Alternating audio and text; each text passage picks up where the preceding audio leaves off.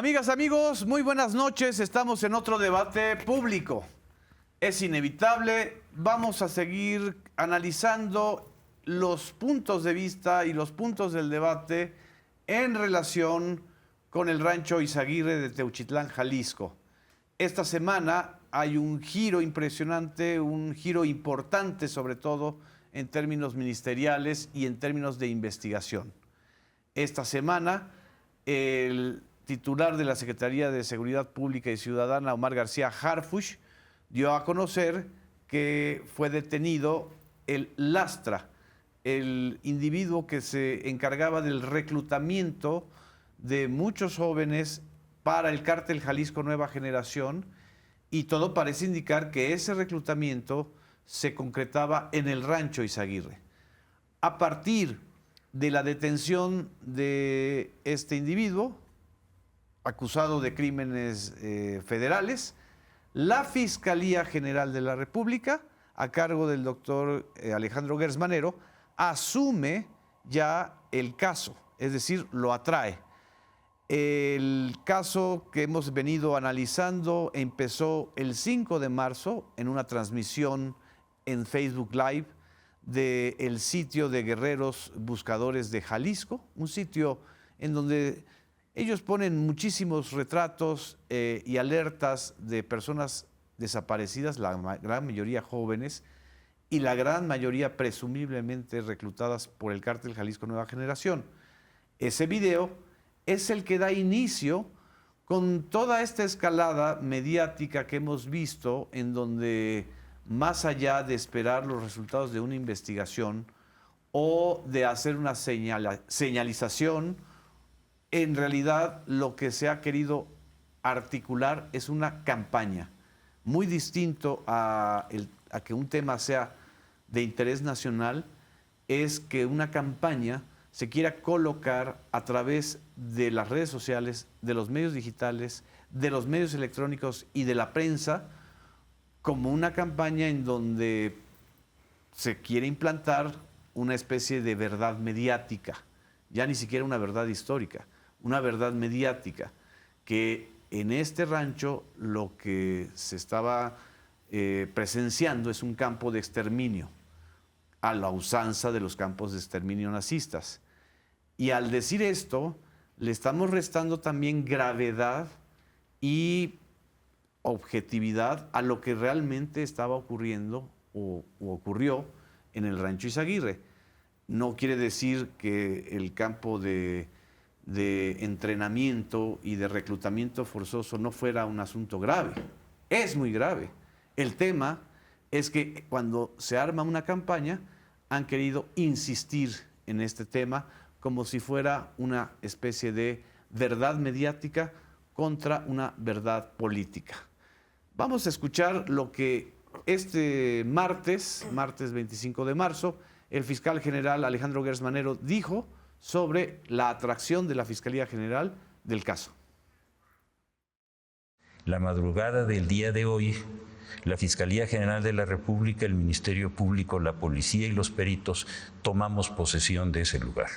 No habíamos podido tomar posesión porque, como bien se sabe, se estaba manejando por la Fiscalía Local, por haber sido la que hizo todas estas gestiones, que ya se habló de ellas con mucha claridad desde el mes de septiembre del año pasado.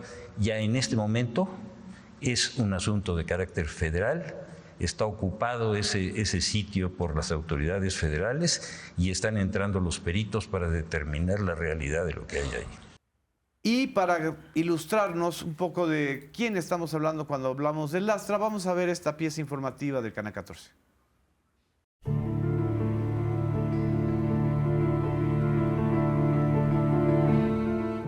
José Gregorio Lastra Hermida, alias El Lastra, es originario de Veracruz. Desde 2020 estaba reportado como desaparecido. Su pareja reportó que la última vez que supo de él fue el 25 de agosto de 2020 a las 5 de la tarde. Le dijo por teléfono que se dirigía a la colonia Club Campestre de Tuxtla Gutiérrez, Chiapas, entidad donde residían tiempo atrás. Hoy se sabe, era el presunto encargado del reclutamiento y adiestramiento de personas para el cártel Jalisco Nueva Generación. De acuerdo con la investigación, de mayo de 2024 a marzo de 2025, el comandante Lastra adiestró a cientos de personas para la organización criminal encabezada por Nemesio Ceguera Cervantes el Mencho. El Lastra utilizaba redes sociales en las que ofrecía oportunidades laborales falsas mediante engaños, además de utilizar grupos cerrados donde se mencionaban las actividades criminales. Algunas de estas publicaciones referían ofertas de trabajo para la organización criminal y ofrecían un puesto como guardias de seguridad con un pago de 4,000 a 12,000 pesos semanales. Los interesados eran citados en distintas centrales de autobuses, desde donde eran trasladados al centro de adiestramiento en el rancho Izaguirre. Ya en el rancho, el adoctrinamiento consistía en el manejo de armas de fuego y acondicionamiento físico. Los reclutas, al llegar al lugar, dejaban sus pertenencias y eran uniformados con ropa y botas tácticas. También les retiraban sus celulares. El entrenamiento tenía aproximadamente un mes de duración, tiempo en el que las personas reclutadas permanecían incomunicadas. Dependiendo de las aptitudes, a los reclutas se les otorgaba un puesto dentro de la organización y asimismo eran asignados a distintas entidades para incrementar el estado de fuerza de la organización delictiva. De acuerdo con el testimonio del detenido, llegaron a privar de la vida a personas que se resistían a recibir el adiestramiento o bien intentaban escapar del lugar, así como golpearlos y someterlos a algún tipo de tortura. José Gregorio Lastra Hermida, quien hoy fue vinculado a proceso, estaría relacionado con otro rancho utilizado para el mismo fin, ubicado en la localidad de El Amarillo, muy cerca de Teuchitlán y Tala.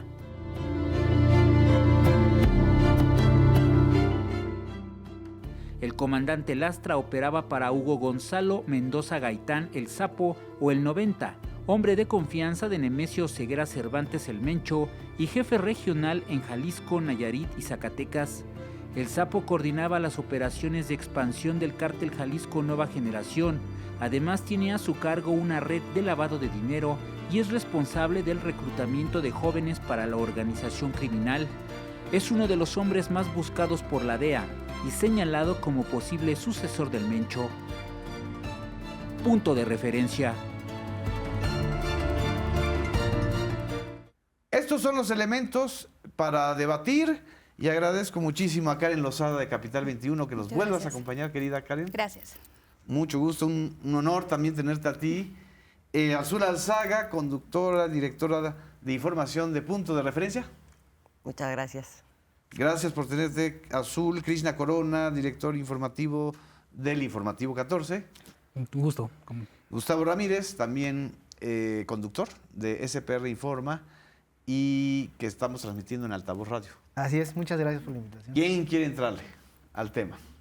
Ya con estos elementos recientes, Azul. No da montones.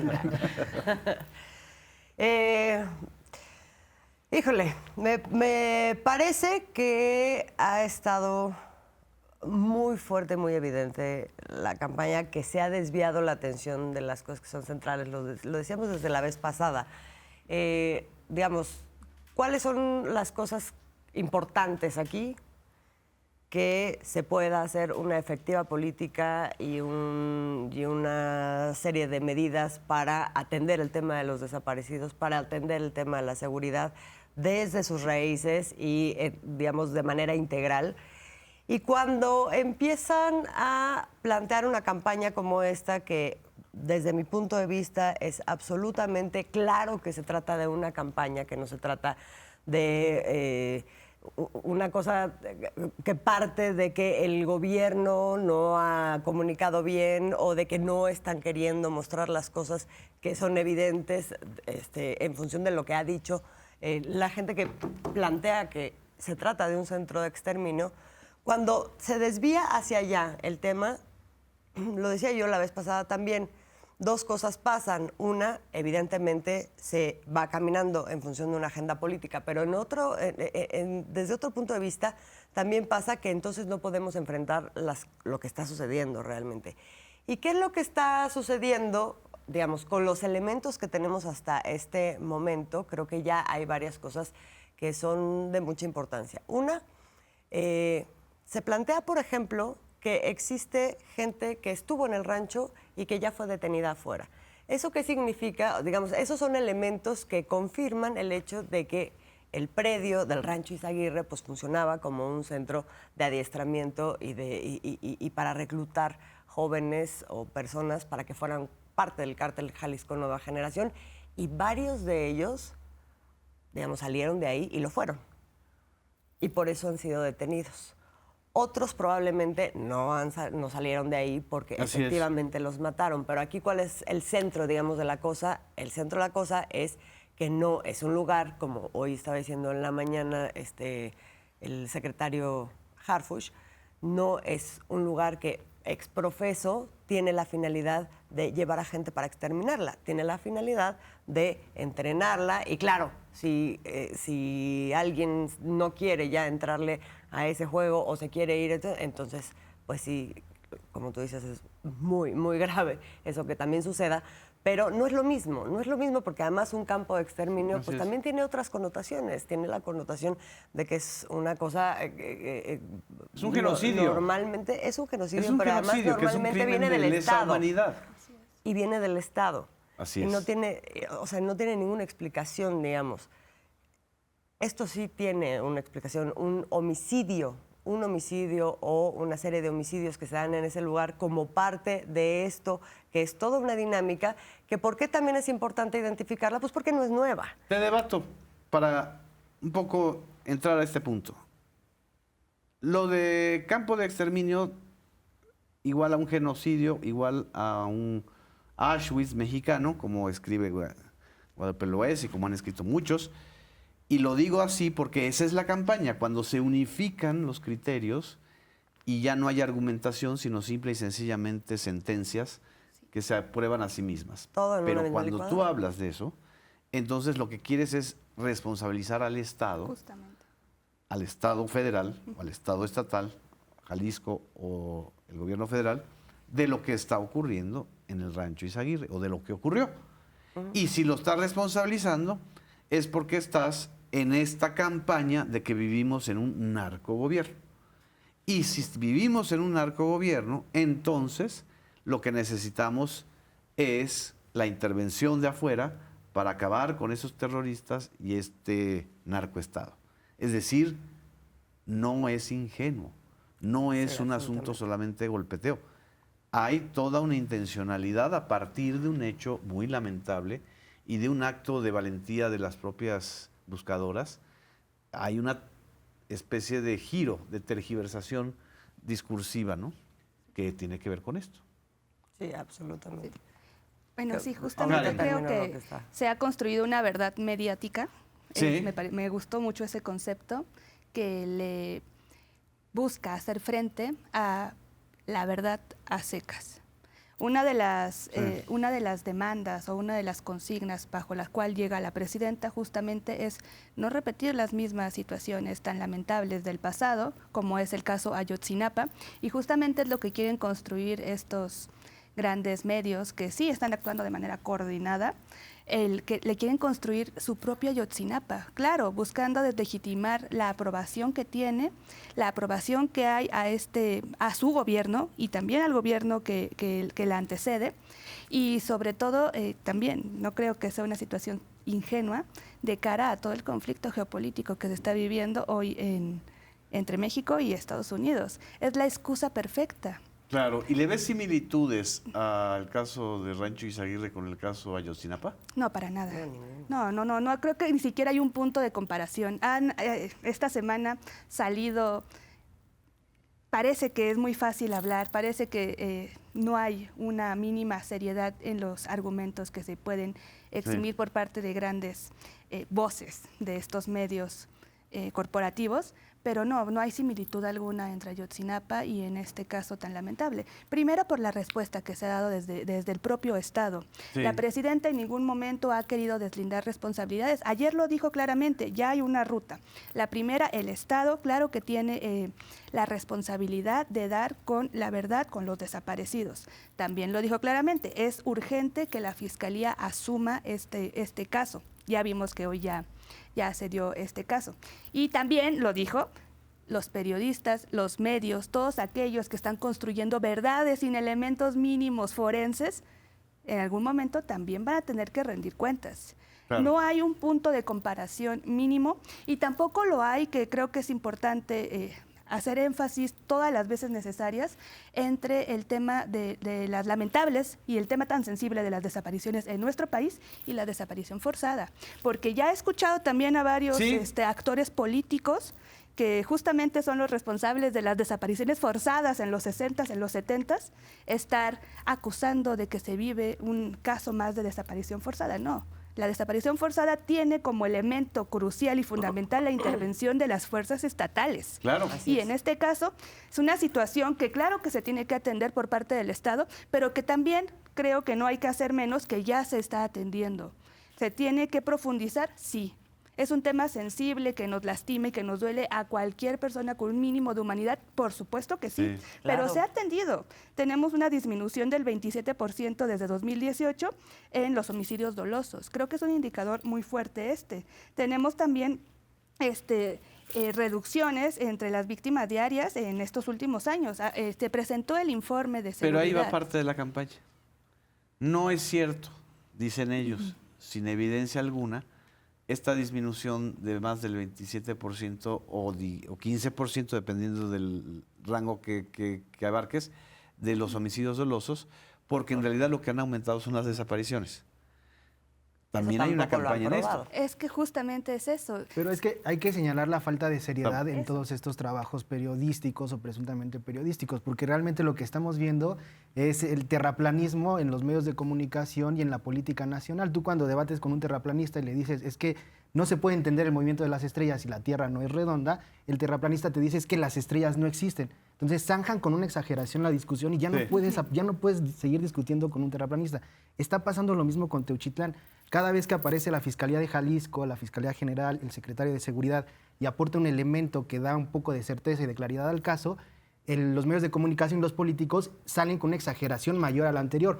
Pasan de los presuntos crematorios clandestinos, porque si tú ves las notas del 5 o 6 de marzo, todavía mantienen el presunto crematorio clandestino, pasan ya a dar por sentado que hay crematorios clandestinos los siguientes días, al campo de exterminio, a Auschwitz, y de repente escuchas a Max Cortázar sacar a leones y cerdos, y van Que devoran a la que gente, devoran a la gente. y se devoran entre ellos porque había canibalismo. ¿De dónde sacan eso? Pero bueno. Pero son exageraciones que abrazan ellos sin ningún sustento, como los terraplanistas abrazan el sustento de que la Tierra es plana, porque les acomoda ese discurso, porque les satisface ese discurso y porque encuentran un poco de credibilidad en la lucha de las madres buscadoras, le encuentran en ese discurso.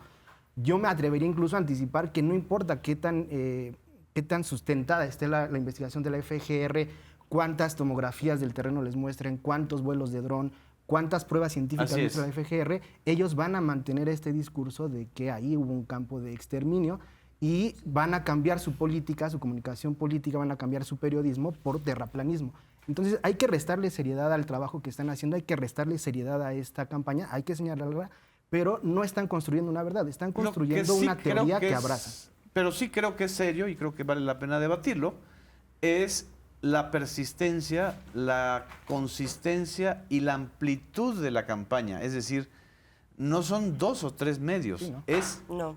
toda una constelación, una especie de ecosistema de la verdad mediática que se quiere construir y que hasta donde estamos observando frente a la sociedad, frente al pueblo, no ha calado porque ya la gente no es tonta. Es decir, aunque grite Raimundo Riva Palacio, aunque cuestione, que se le cuestione, porque no quiere argumentar, eso no es un problema entre él y nosotros, o entre él y yo, es un tema de rigor elemental para abordar la información tan delicada. Y es un problema de rigor elemental porque cuando entran en esta campaña, entonces, Krishna, a ver cuál es tu reflexión, lo que están haciendo es aminorar, minimizar el papel del cártel Jalisco Nueva Generación en este episodio y en esta tragedia. Porque si no hablamos del cártel Jalisco y del contexto en el que se da cómo se encuentra el rancho Izaguirre, pues entonces no podemos estar haciendo la información adecuada. Si queremos aventarlo todo como si fuera un elemento de pues de propaganda o de contrapropaganda o de campaña contra el gobierno, pues ya entonces perdemos los elementos reales, ¿no? Elementos reales que justo hoy es un parteaguas. Sí. Hoy la Fiscalía General de la República asume el control de la investigación, asume el control del rancho. Y hoy lo veíamos en los sondeos en el Mañana 360. 2 o 3 personas de las que sondearon decían, ahora sí viene una investigación real, una investigación estricta, una investigación con protocolos. Entonces, ¿cómo contrarrestar esta campaña? ¿Cómo contrarrestar todos esos argumentos, falsos argumentos, verdades a medias? Pues con una investigación pericial apegada a lo que sucedió, que nos diga qué sucedió en realidad. Así es. En realidad. Y no menoscabar o no minimizar. Cuando sepamos lo que sucedió, no minimizarlo. Hay que ver qué sucedió, pero primero hay que saber qué sucedió para poder ponderarlo y para poder analizarlo y para poder entender lo que sucedió y por qué sucedió. Es claro que en ese rancho había acciones o Delitos. y había este campo de Entrenamiento. De entrenamiento, de adiestramiento le llaman los narcotraficantes. No creo que sea el único, evidentemente no es el único. Es un modus operandi que ya trae varias organizaciones criminales, en este caso el Cártel Jalisco Nueva Generación. Este tema del reclutamiento forzoso, este tema de reclutamiento por portales falsos, ofertas de trabajo falsos, esto es un tema que ya se ha investigado y que ya está bien documentado. Claro. Y les voy a dar un dato hay una conexión. Bueno, hay muchas conexiones, pero hay una conexión hay un caso que conecta el caso de los 5 jóvenes de Lagos de Moreno, Jalisco, Sí. que fueron desaparecidos, que los habían contactado para trabajar en un call center. ¿Son los mismos que se lo están adjudicando al Astra? No, pero Son dos de la UDG también, ¿no? No, ese es otro caso. Otro caso. Sí, lo que sucedió aquí con esos jóvenes es que los citan en Lagos de Moreno, en las afueras, había una feria, alguna cosa así, pero el que los cita, bueno, detuvieron a 9, y de esos 9, uno participó en ese Reclutamiento. En ese reclutamiento, claro. Este que detuvieron 9, pero hay uno en específico, Valentín se llama, Valentín S., lo detuvieron en la Estanzuela. Hay un comunicado de la Fiscalía General de Jalisco del año 2023. Un año antes del primer operativo que hizo la Guardia Nacional En el rancho. en Izaguirre, que también están en la Estanzuela, se llama el poblado. Entonces, desde un año antes, por lo menos, la Fiscalía de Jalisco ya tenía conocimiento, ya tenía el testimonio de este presunto reclutador, de que en esa zona había un campo donde adiestraban personas. Claro. Y donde llevaban personas que secuestraban o que reclutaban de manera forzosa. No elementos del Estado, elementos criminales. Entonces, sí es el rancho Izaguirre sí se convertirá en un gran ejemplo de lo que está sucediendo, pero insisto, hay que esperar las investigaciones para saber bien qué sucedió y poder entender ese fenómeno. Así es. Azul, ¿querías tú agregar algo? Te quedaste muy pensativa. Sí, no, pero no, ahorita retomo. Yo creo que aquí hay un tema también que tiene que ver con esta cosa fina de las características del delito. Yo no sé cómo está el delito de reclutamiento forzado en la Fiscalía de Jalisco, pero si toman ciertas desapariciones como secuestros, entonces las fiscalías, no solo la de Jalisco, sino muchas fiscalías estatales, pues se lavan las manos. ¿Qué es lo que nos hemos encontrado? Así Ahora es. que nuestro reportero Miguel Hernández ha ido constantemente a Jalisco, porque hemos abordado el tema de desaparecidos, hemos abordado varios temas de Jalisco, pero los testimonios que él trae es, fuimos y denunciamos a la Fiscalía Estatal, en tiempos de Alfaro, por ejemplo. Sí. Pero sabemos además que esto viene desde Emilio González.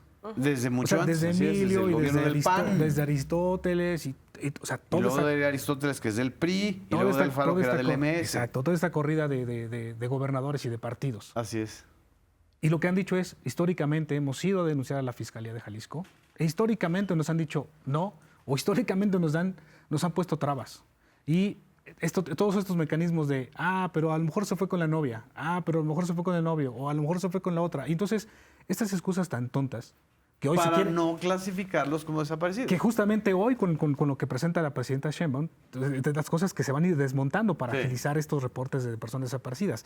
Pero viene desde muy atrás, este reclutamiento viene muy atrás. Por eso que es un fenómeno que hay que entender, hay que meterse a las entrañas para entenderlo. Así es. Y que este podría ser un punto de inflexión para hacerlo, porque digamos, lo que pasa en Jalisco lo venimos conociendo desde hace mucho tiempo también, las denuncias que han habido, la cantidad de desaparecidos, es el segundo estado con más desaparecidos en Así el país, es. etcétera, y la falta de respuesta de las autoridades que por lo menos se puede decir que hay negligencia, pero que mucho se ha hablado también de complicidad a nivel municipal, a nivel estatal, en fin. Creo que este es un primer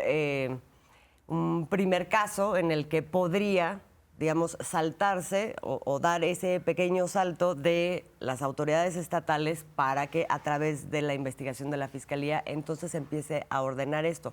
Por un lado, a través de la investigación de la Fiscalía General de la República sobre este preciso caso, y por otro lado, a través de los mecanismos que están queriendo implementarse para la búsqueda de desaparecidos, en donde las fiscalías estatales van a tener que dar información muy puntual, van a tener que rendir cuentas, porque la verdad de las cosas es que es muy difícil, digamos, abordar un tema como este cuando tus fuentes, origen, pues son también muchas veces origen del problema, ¿no? Claro.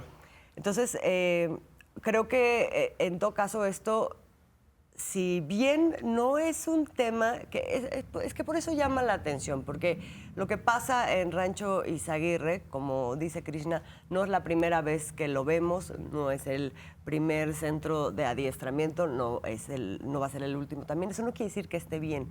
Sin embargo, no es un fenómeno que ahorita esté empezando a suceder o que esté estallando de una manera extraordinaria con respecto a otros momentos. De hecho, es una herencia de otros momentos.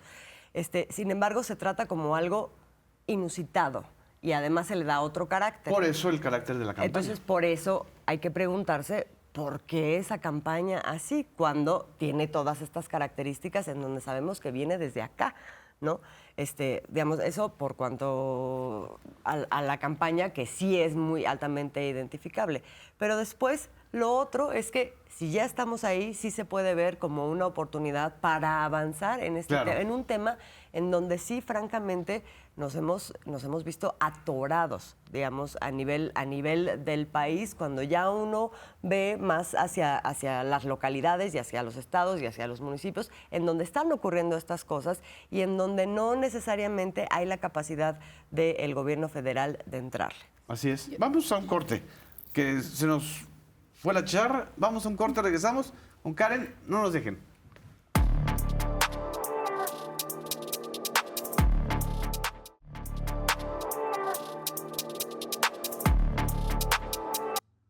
Seguimos en debate público. Karen, querías comentar algo justo de lo que estaba abordando Sí, Azul. justo de lo que estaban abordando previamente, el tema de las fiscalías. Sí. El tema de las fiscalías y esta campaña que estamos viendo en casi todos los espacios mediáticos. Tal vez soy yo muy mal pensada, pero no me parece coincidencia que justo en un momento tan crucial de nuestro país como es el cambio que se va a tener en el sistema judicial, salga a flote todo este debate. ¿Tú lo y vinculas con la elección del Poder Judicial? Claro que sí, porque ver. ¿cuántos casos no hemos tenido, sí, estos sí comprobados, los pueden buscar, de jueces que dan amparos a criminales Claro. y que al día siguiente pues ya están afuera? ¿Y cuántos casos no tuvimos en los que el expresidente López Obrador tenía que estar haciendo ese llamado para que se frenara esta situación o se hiciera pública al menos? Es interesante esto. ¿A quién liberaron antes de que se encontrara el Rancho Izaguirre unos jueces, antes de que entregaran a los 29 líderes del crimen organizado de Estados Unidos? ¿A la esposa del Mencho? A la esposa del Mencho. ¿Y qué le pasó al hermano? El hermano, pues es de los trasladados. Uno de los hermanos lo trasladaron a Estados Unidos y otro está en la batalla legal detenido aquí en México para evitar su extradición. Pero a la que liberan en un sabadazo es a la esposa, ¿no? Y a su hijo lo condenan a cadena perpetua en Estados Unidos, en las mismas semanas, en marzo. Exactamente. De hecho, la liberación de la esposa, eso fue lo que explicó García Harfuch. Y la inminencia de que iban a liberar a otros es lo que provoca la entrega de los 29 líderes.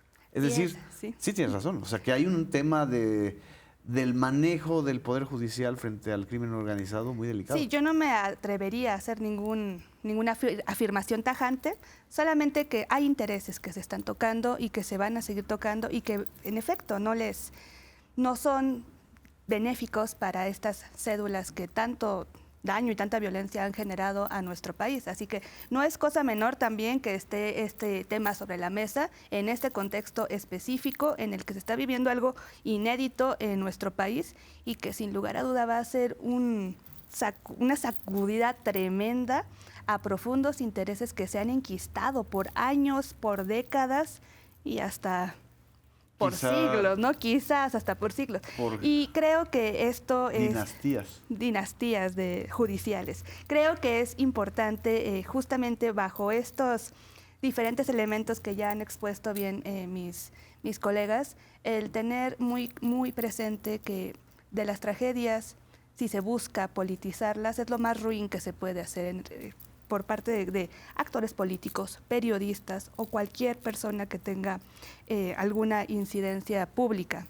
Y eso es lo que estamos viendo en esta campaña. Se está politizando una tragedia que a todos nos toca, a todos nos mueve y que en efecto tiene intereses detrás que no tendrían por qué estarse utilizando con el dolor legítimo que tienen familias enteras ante las desapariciones. Y que claro que es un problema que se debe atender y que es responsabilidad del Estado. La presidenta, no lo ha hecho a un lado, ha asumido esa responsabilidad, pero también pensemos en qué otras responsabilidades hay, porque poco se ha hablado de las responsabilidades de los gobiernos estatales, de los gobiernos municipales. ¿Cuál es el papel que jugó en este caso Alfaro? Pues se abren nuevas interrogantes que estoy segura que en los próximos días vamos a ir viendo un poco más, una vez que la Fiscalía empiece a darnos estos indicios ya con una ruta clara de lo que pasó, porque al día de hoy todos son suposiciones, todos son indagaciones y sobre ello no podemos construir ninguna verdad ni periodística ni ninguna verdad a secas. Exactamente. Yo creo que hay una experiencia previa que nos permite ya trazar una ruta de camino que te permite enfrentar a las fiscalías, a los gobiernos locales y a esos intereses para empezar a resolver ya los casos de desapariciones en el país. Es la Cobaja Ayotzinapa. Creo que a pesar de que recibió muchos ataques, fue muy desprestigiada en medios de comunicación, alrededor muchísima desinformación, se trazó un camino que permitió una colaboración interinstitucional, una colaboración con el ejército, una colaboración con gobiernos locales, con policías locales, para establecer qué pasó ese 26 de septiembre en Ayotzinapa, y creo que es una buena experiencia. Creo que se debería de tomar como una ruta de trabajo. Qué bueno que eres optimista, hay otros que dicen que no. Yo creo que sí. Lo que pasa es que mucha gente que dice que no fue una buena experiencia ni siquiera leyeron los informes de Ayotzinapa. Sí. O sea, a mí me sorprende escuchar a Carlos los Marín mismos diciendo que dicen esto es que- Auschwitz y sigue defendiendo la verdad histórica de Jesús Murillo Caram cuando ni siquiera leyeron los informes de Ayotzinapa. Sí. Entonces, creo que es una buena ruta de trabajo que te permite aprender qué se hizo mal, qué se hizo bien, cómo estableciste esta intercomunicación entre los diferentes niveles de gobierno, incluso con los abogados de criminales que estaban en la cárcel y que permitieron dar información, cómo hiciste ese trabajo que te va a permitir replicarlo a nivel local, impulsado por las fiscalías locales, por las comisiones de búsqueda locales y por la Comisión Nacional de Búsqueda. Pero creo que ya es una ruta de trabajo establecida que se hizo bien, que algunas cosas no se pudieron lograr, Sí. hubo obstáculos, pero tú ya puedes identificar cuáles son los obstáculos, ¿no? Incluso organizaciones civiles que te van a poner el pie, saber desde dónde te van a poner el pie, por qué te van a poner el pie, aprender todas esas cosas que ya trazó un camino esa Cobaja Ayotzinapa y replicarlo a nivel local. Me parece que Así ya hay es. una ruta de trabajo que se puede seguir. Pero qué bueno que mencionas a la Cobaja y a Ayotzinapa, porque nada más para hacer un ejercicio rápido de memoria. Carlos Marín, Ciro Gómez Leiva, este señor de Raimundo Riva Palacio. Raimundo Riva Palacio, Joaquín López Dóriga y varios otros, curiosamente, son los mismos que defendieron la verdad histórica de Murillo Caram. No son los mismos que defendieron solo la verdad histórica, incluyendo a Carlos Loret, sino también son los mismos que dijeron que lo que había hecho Alejandro Encinas y las conclusiones a las que llegó el gobierno de Andrés Manuel López Obrador eran exactamente iguales a las de Murillo Karam, ¿no? Sí. Jorge Fernández Menéndez, por ejemplo. Sí. Que además Jorge Fernández Menéndez se dedicó a hacer un video financiado, quién sabe por dónde, incriminatorio a los estudiantes desaparecidos.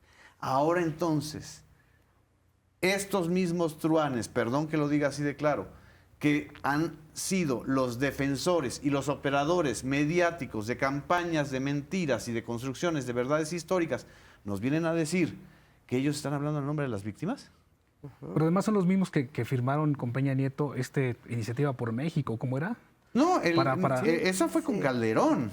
Con Calderón. Fue con Calderón. A ver, también hay que recordar que se dicen ellos asustados y molestos porque la presidenta los increpa y los quiere coartar su libertad de expresión, cuando ellos mismos, con Felipe Calderón, firmaron junto con los dueños de los medios, ahí estaba Ricardito Salinas Pliego, Emilio Azcárraga Milmo y varios de los dueños de las concesiones de radio, para que no se informara, bajo el pretexto de que era una apología a la violencia, de los campos de exterminio y de los secuestros y desapariciones en el sexenio de Felipe Calderón. Y son los que no hablaron, y eso está súper documentado por la Comisión Nacional de Búsqueda de Personas, del caso Nayarit, Así es. donde sí hubo una acción de exterminio documentada por la comisión.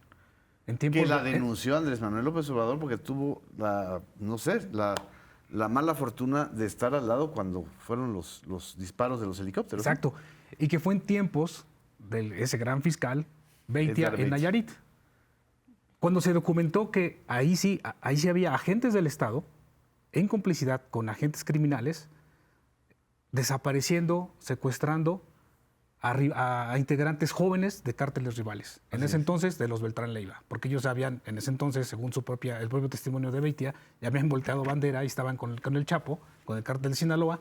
Entonces se dedicaron, documentado por la Comisión Nacional de Búsqueda de Personas, documentado cómo secuestraban y asesinaban a jóvenes del otro cártel. Eso estuvo súper documentado, Así está es. documentado en un informe de miles de páginas, documentado de más de 2,000 víctimas por ahí era, un trabajo de la mano con colectivos, con colectivos de búsqueda de personas, pero no vimos esa campaña de ese campo de exterminio o de esa acción de exterminio No, que hizo no. que efectivamente encabezó el fiscal Beitia en ese entonces. No, y ese es el tema, Azul, no sé qué opinas, también de los fracasos de estas campañas. O sea, la gente no es tonta. Los que nos están viendo también los vieron a ellos antes.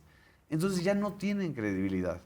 El tema es que no se han dado cuenta que sí hay memoria.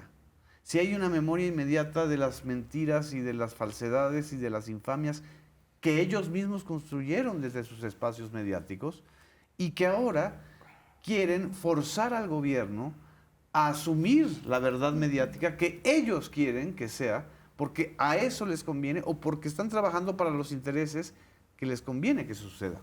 Bajo una bandera humanista, ¿no? Por Efectivamente. supuesto, o bajo sea, la bandera de que las madres buscadoras son heroínas, que lo son, Que lo son. pero que ellos están usando de manera grotesca una causa, una tragedia y una búsqueda, ¿no? Sí, nunca estuvieron con las víctimas de Ayotzinapa. Y ahorita me estaba acordando de otra cosa Ni con las de también. Juan Fernando, ni con las de Tanhuato, ni ni las con de las San de Fernando, ni Tlatlaya, ni Tlatlaya. nada. Y ahorita me estaba acordando que también son los mismos que defienden personajes como Isabel Miranda de Wallace, poniéndola en calidad claro. de activista, ¿no?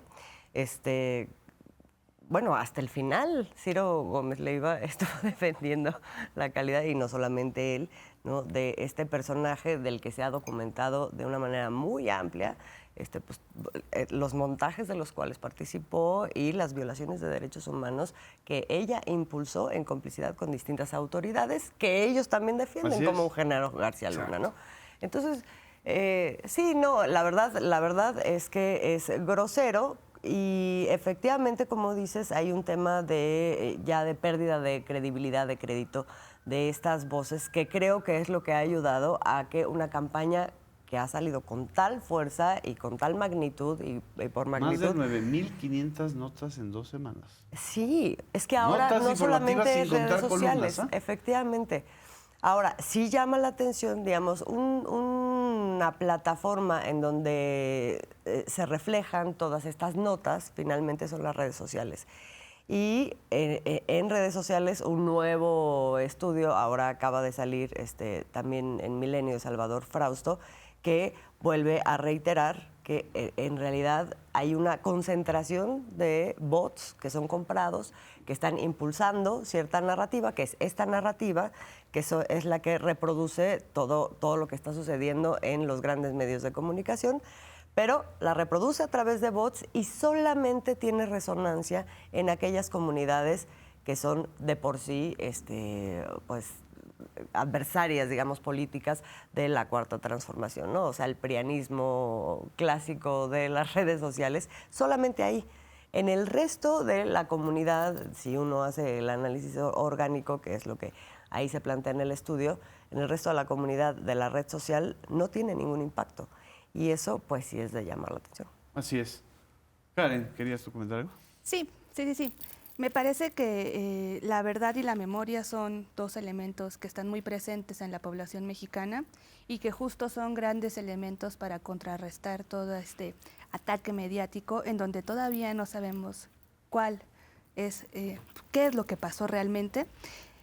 La población no olvida los atracos que se ha hecho en contra de la misma. Tampoco olvida quiénes han sido partícipes de ello.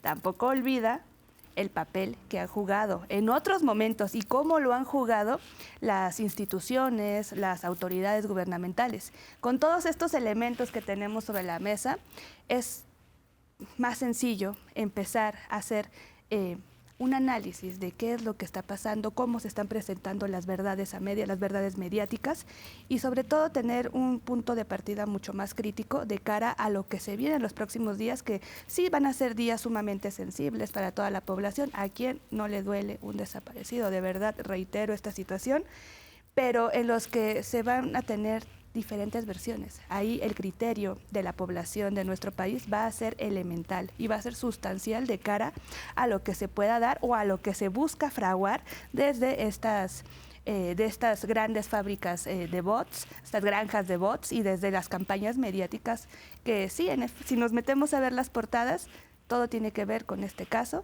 claro, es la nota, pero la línea editorial que se maneja resulta muy curiosa que sea casi la misma en la mayoría de los medios.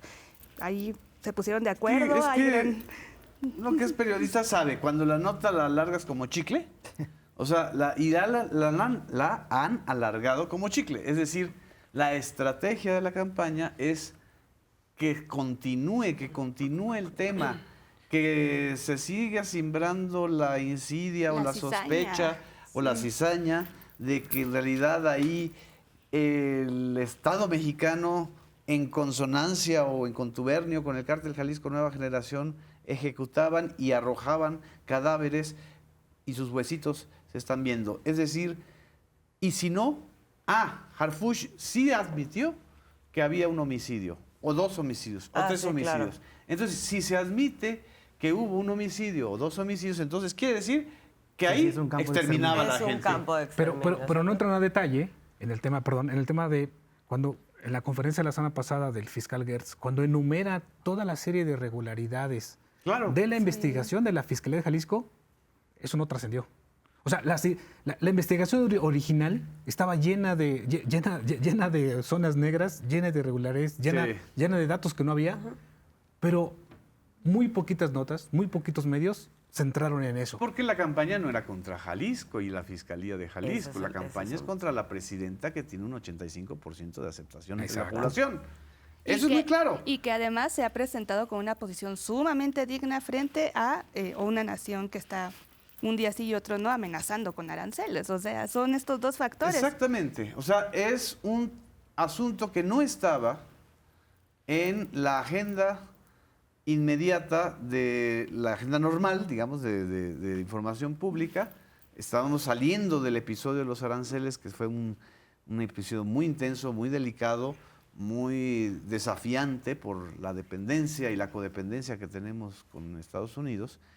Y entonces se empieza a construir esta verdad mediática, se empieza a hacer esta campaña y nunca reparan, o si reparan, nada más es para señalar a Enrique Alfaro, que bueno, pues Enrique Alfaro tendrá que responder a muchas cosas, pero tampoco está sólido que haya un vínculo directo con Enrique Alfaro, con el fiscal de ese entonces, con Enrique Alfaro, sí, la responsabilidad de ese fiscal en septiembre del 2024.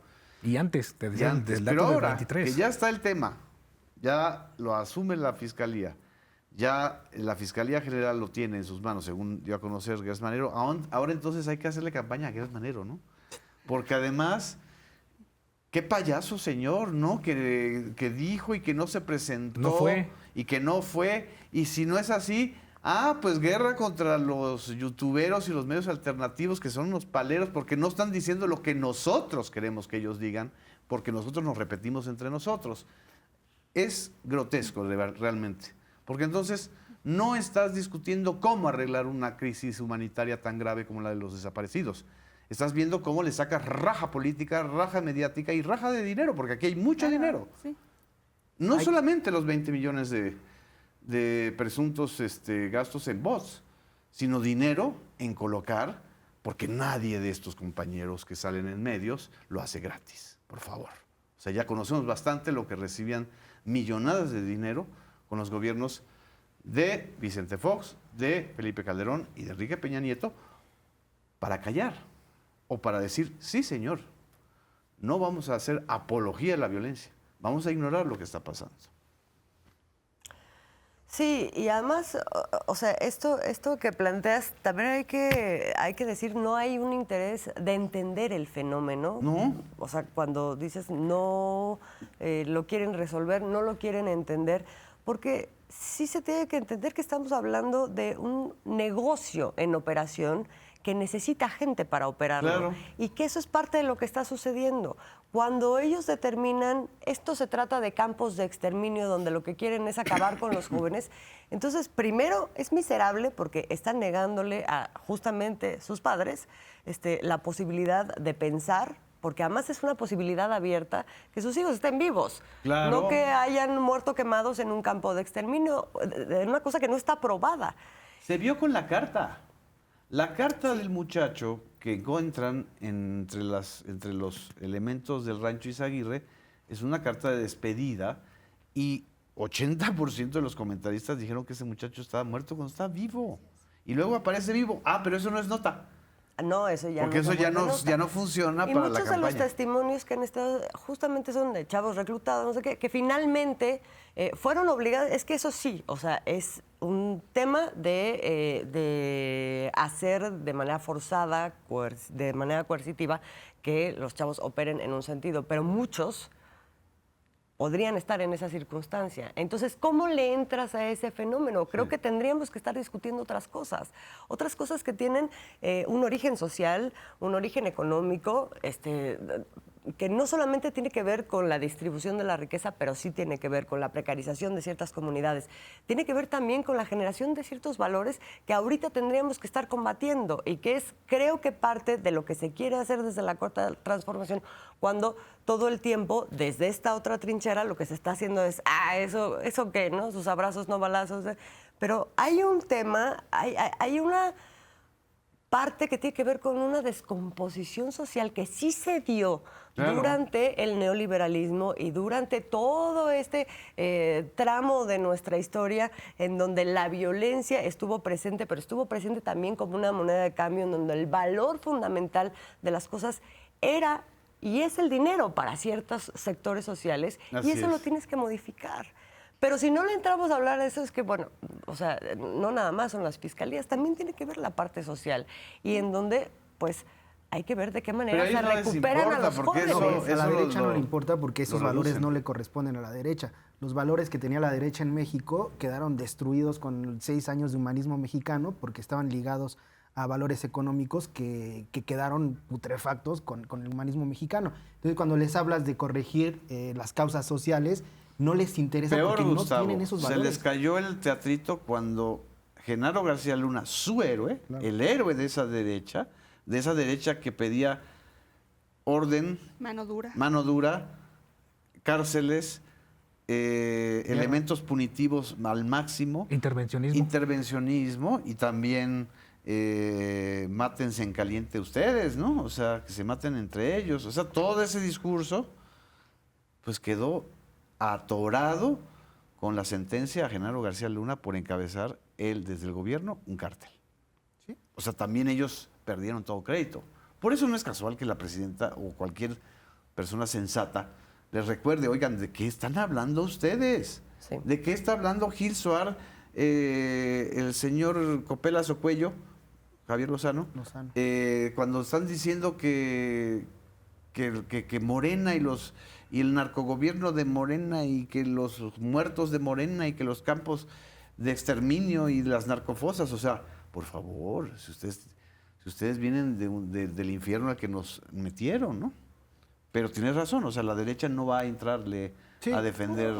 Y ante una derecha sin valores, una derecha sin credibilidad, pues lo único que les queda es sumarse a este tipo de luchas que sí tienen credibilidad. Lo vimos hace 6 años con el feminismo. O sea, el sexenio de López Obrador empezó con una derecha muy sumada al feminismo y de repente estos payasos que salían en tele cosificando a las mujeres, de repente ya eran feministas y todos eran feministas. Y ambientalistas. Y ambientalistas, un movimiento que lamentablemente se desgastó. Pero feministas con que se oponían al derecho de la interrupción del embarazo.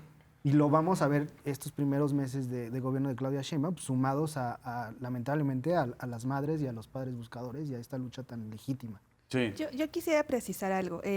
Justamente a esta derecha con estos valores, que no son valores sino antivalores, parece que no les gusta que se recuerde el pasado y el contexto del cual venimos, pero es que es necesario recordar cuál es nuestra historia. Está presente. Es el pasado que está hoy viviendo, que hoy lo vivimos como presente, porque no tendríamos este presente y esta realidad tan dolorosa sin las acciones que se tomaron o que se omitieron por parte de quienes hoy están acusando y se dicen los grandes defensores de diferentes causas sociales, pero que en su momento actuaron de manera vil y miserable.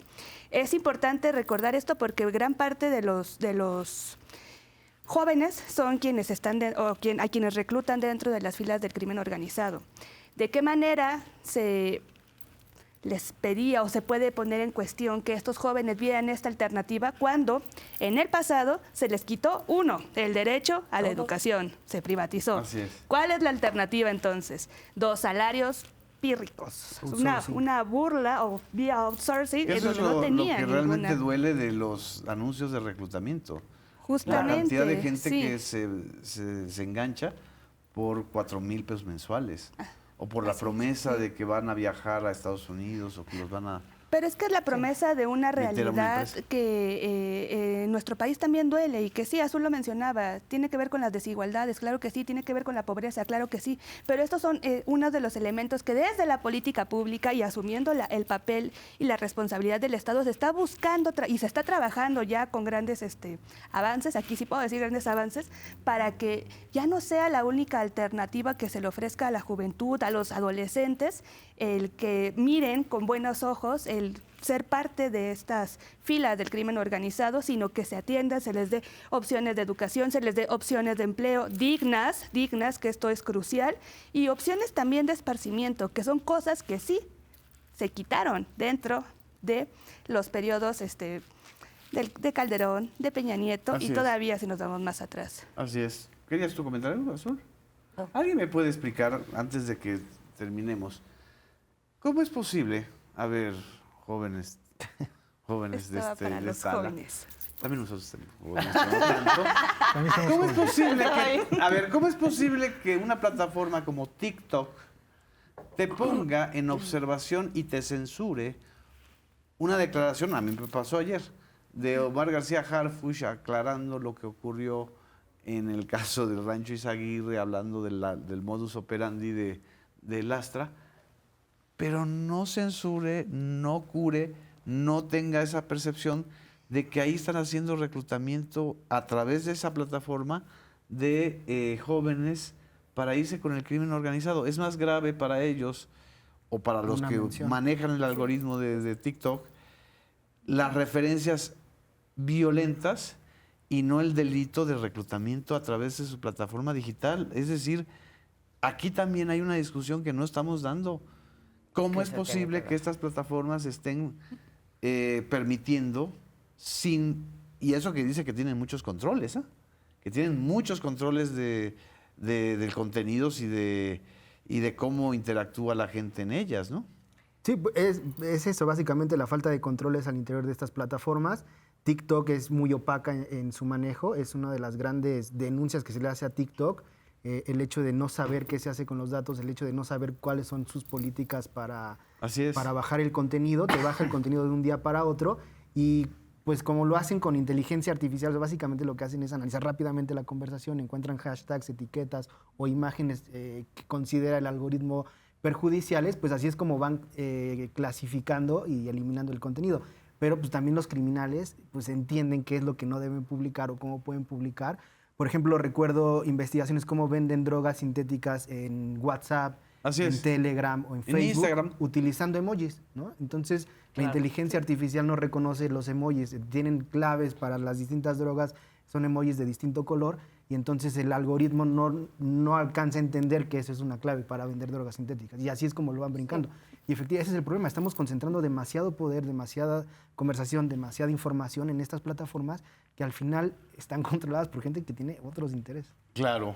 Sí, eso, es el mismo fenómeno de por qué se permiten campañas de odio tan evidentes en Twitter o en YouTube de pronto, pero te banean cada imagen. Si eres funcionario público, si estás en alguna No, si hablas de Palestina, ¿no? Ah, claro, claro, de todo el Palestina. tiempo.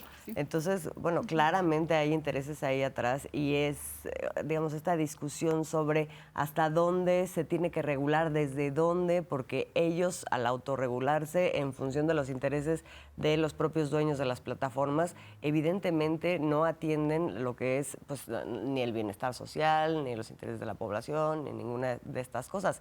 Sí creo que, aunque estemos hablando de un tema de libertad de expresión, como que se ha querido situar ahí, y hay una parte que tiene que ver con eso, pero también es importante, yo creo, ver hasta qué punto esto hace que entonces no puedas controlar ciertas otras cosas que tienen que ver, por ejemplo, con el tema de la seguridad. Aquí es un tema de seguridad. Sí, y lo que voy a decir es esta facilidad para acceder de casi cualquier persona. Sí. Ves niños, niñas de 5 años con sus cuentas de TikTok, esa facilidad para poder acceder a eso. No, bueno, hay también los papás que no manchen. Sí, por eso, y es un trabajo que tenemos que entrarle todos. No puede estar 24/7 encima de los hijos, me explico. O sea, algo se tiene que hacer de regulación. Ahorita creo que es un debate que A mí me sorprendió. está... Creo que ese es uno de los filones del caso Rancho Izaguirre, a partir de lo que informó García Harfuch. Son 69 cuentas y mecanismos de reclutamiento del cártel Jalisco Nueva Generación. Ah, pero eso a los de la campaña no los altera. Evidentemente tienen expertos en redes dentro de las filas del crimen organizado que saben cómo brincarse estos algoritmos. El algoritmo de TikTok es un algoritmo muy opaco.